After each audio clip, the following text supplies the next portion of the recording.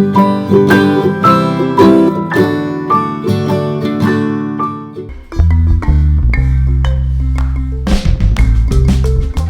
बार की बात है, एक गाय जिसका नाम रानी था, जंगल में घास चरने गई।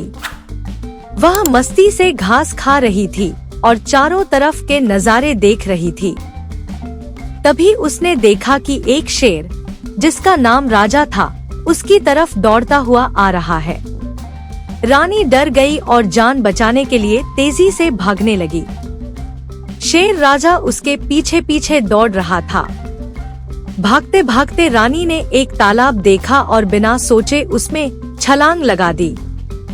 शेर राजा ने भी तालाब में छलांग लगा दी, लेकिन दोनों को पता नहीं था कि तालाब पानी का नहीं बल्कि कीचड़ का था। दोनों कीचड़ में गर्दन तक फंस गए। शेर ने गुस्से में रानी से कहा, तूने मुझे बेवकूफ बनाया, लेकिन जब मैं बाहर निकलूंगा तो तुझे खा जाऊंगा। शेर ने कीचड़ से बाहर निकलने की बहुत कोशिश की, लेकिन वह और गहराई में फंसता चला गया। रानी ने शेर से पूछा, क्या तुम्हारा कोई मालिक है? शेर ने घमंड से कहा, मैं जंगल का राजा हूँ, मेरा कोई मालिक नहीं है, मैं खुद अपना मालिक हूँ। रानी मुस्कुराई और बोली, तुम जंगल के राजा हो, लेकिन यहाँ तुम्हारी ताकत भी तुम्हें नहीं बचा सकती। शेर बोला, और तुम क्या सोचती हो? तुम भी तो यहाँ फंसी हो, तुम भी मेरे साथ मरोगी।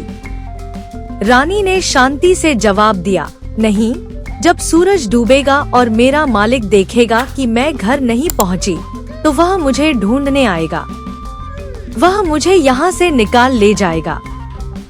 शेर चुप हो गया। थोड़ी देर बाद सूरज डूबा और रानी का मालिक उसे ढूंढते हुए तालाब तक पहुँचा।